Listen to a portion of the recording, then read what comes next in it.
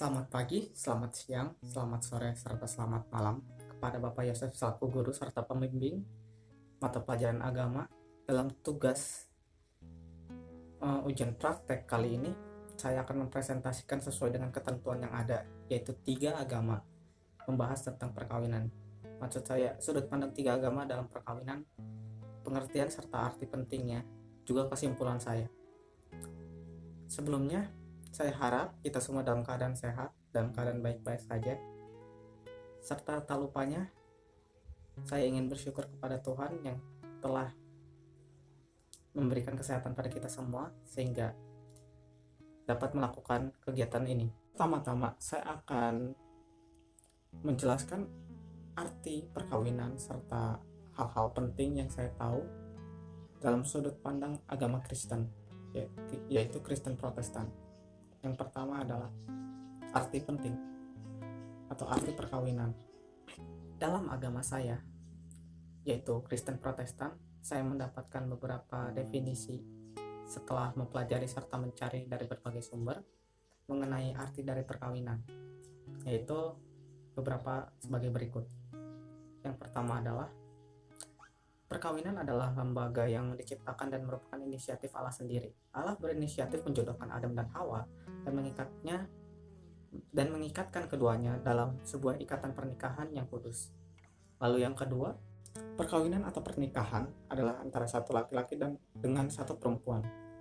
Perkawinan itu adalah suatu kemitraan yang permanen dan dibuat dengan komitmen di antara seorang wanita dan pria.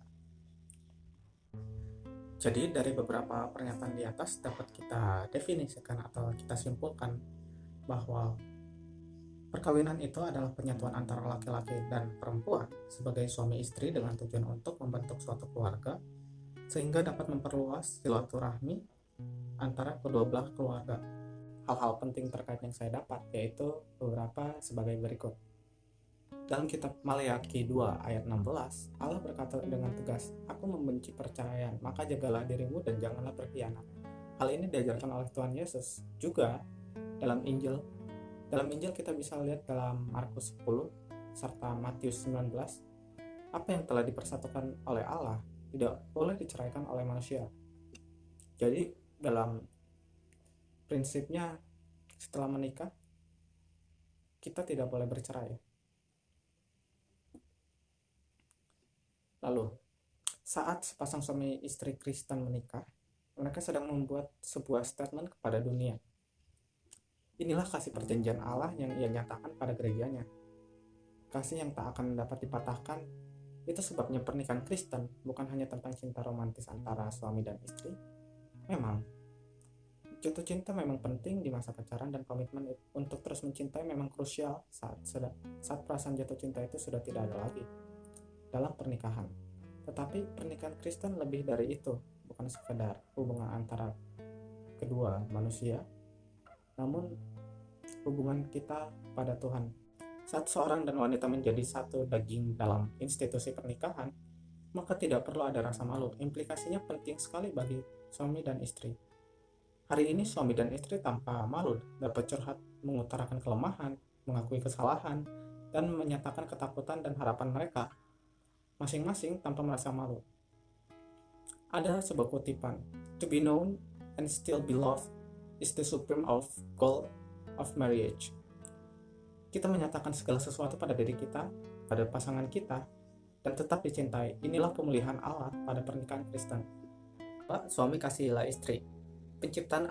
Pada penciptaan Alkitab jelas mengajarkan bahwa suami adalah kepala dan istri adalah tubuh, dan memerintahkan agar suami mengasihi istri dan istri tunduk kepada suami dalam segala hal. Ini bisa kita lihat dalam kitab Efesus 5 ayat 23-25. Kita tahu hal itu karena Paulus mendasarkan tulisannya bukan pada pendapat pribadinya atau budaya saat itu, tetapi pada penciptaan. Kita bisa lihat juga dalam Efesus 5 ayat 31, 1 Korintus 11 ayat 7-12, serta 1 Timotius 2 ayat 13 sebagai referensi. Ketika Yesus ditanya orang Farisi tentang perceraian, Yesus juga mengembalikan konsep pernikahan kepada penciptaan.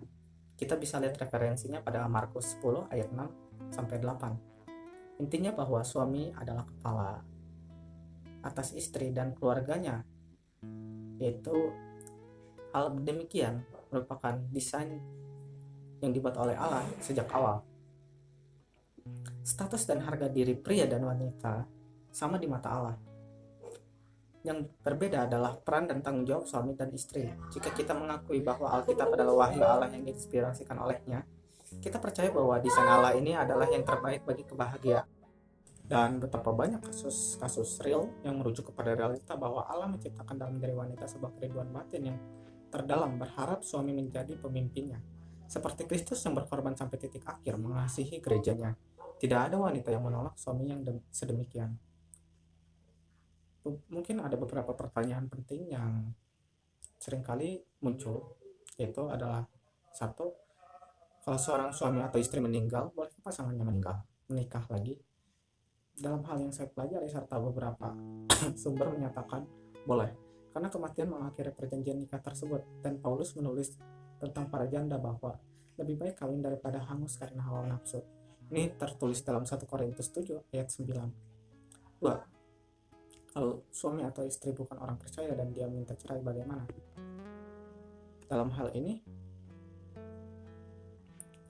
ini Paulus mengatur dalam 1 Korintus 7 ayat 15 bahwa jika keinginan cerai itu muncul dari orang yang tak beriman, maka tidak ada jalan lain. Namun keinginan cerai tersebut tidak boleh muncul dari orang yang percaya atau beriman, karena tidak mungkin Allah menyelamatkan jiwa suami atau istri yang tidak percaya tersebut melalui hidup suami atau istri yang percaya. Lalu yang ketiga, setelah diceraikan oleh suami atau istri yang tidak percaya tersebut dan ia masih hidup, bolehkah orang yang percaya tersebut menikah lagi? Paulus mengajarkan bahwa menikah lagi dalam konteks ini adalah sebuah perzinahan di mata Allah. Bisa kita lihat dalam Lukas 16 ayat 18 serta 1 Korintus 7 ayat 10 sampai dengan 11. Lalu merujuk pada kesimpulan, menurut saya pernikahan dalam Kristen, khususnya Kristen Protestan ini cukup berpegang teguh pada apa yang tercantum dalam Alkitab serta relevansinya dengan dunia modern dapat diaplikasikan atau diterapkan. Menekankan pada hubungan yang transparan, bertanggung jawab akan peran masing-masing serta kekudusan pernikahan dalam Tuhan. Lalu yang kedua, pengertian serta sudut pandang pernikahan dalam agama Buddha. Pengertian dalam agama Buddha yaitu pernikahan dipahami sebagai ikatan lahir batin antara seorang pria sebagai suami serta seorang wanita sebagai istri, berlandaskan pada cinta kasih atau dalam agama Buddha disebut metta, lalu kasih sayang, karuna, rasa sepenanggungan atau mudita, dengan tujuan membentuk satu keluarga atau bisa kita sebut rumah tangga yang bahagia serta diberkahi oleh Tuhan Yang Maha Esa. Hal-hal penting yang saya dapatkan adalah perkawinan menurut pandangan Buddhisme, sepasang suami istri tidak hanya dapat bersatu dan memperoleh kebahagiaan dalam kehidupan sekarang, tetapi juga dalam kehidupan yang akan datang. Kesamaan keyakinan yang dimaksud dalam keyakinan yang muncul dari pikiran dan pandangan yang benar sehingga akan membentuk pola hidup. Kesamaan keyakinan di antara pasangan suami istri hendaknya membawa keduanya dalam keserasian bertingkah laku. Pasangan hendaknya selalu berusaha bersama-sama melaksanakan Pancasila Buddhis. Pancasila Buddhis terdiri dari 5 latihan kemoralan, yaitu usaha untuk menghindari pembunuhan, pencurian, pelanggaran, kesusilaan, kebohongan, dan mabuk-mabukan. Lalu kesamaan dalam memiliki watak kedermawanan dimaksudkan agar masing-masing individu mengerti bahwa cinta sesungguhnya adalah memberi segala demi kebahagiaan orang yang kita cintai dengan ikhlas dan tanpa syarat. Kesamaan dalam kebijaksanaan diperlukan agar dalam menghadapi masalah hidup, pasangan mempunyai wawasan yang sama. Lalu kesimpulan saya tentang pernikahan dalam agama Buddha. Dalam agama Buddha tidak seperti apa yang saya lihat di agama saya atau Kristen Protestan, yaitu pernikahan sebagai salah satu hal pemujian terhadap Tuhan. Namun pernikahan di sini adalah opsi hidup dari para umat. Namun terdapat bimbingan serta berkat yang tetap diterima secara agama. Lalu yang ketiga, definisi pernikahan dalam agama Hindu. Definisi pernikahan atau perkawinan dalam agama Hindu adalah ikatan lahir batin antara seorang purusha atau pria dengan seorang pradana atau wanita menjadi suami istri dengan tujuan membentuk keluarga atau rumah tangga.